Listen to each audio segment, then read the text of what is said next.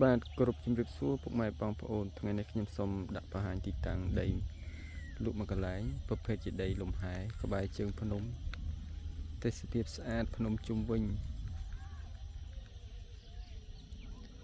នេះជាប្រភេទដីប្លង់រឹងទំហំ2ហិកតា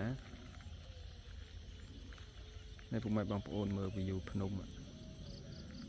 ស្អាតណាស់ហើយ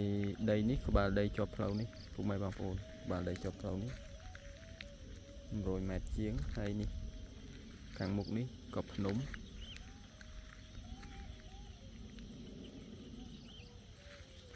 ពីទៅទេសភាពភ្នំជុំវិញហើយនៅគៀកភ្នំមែនតែន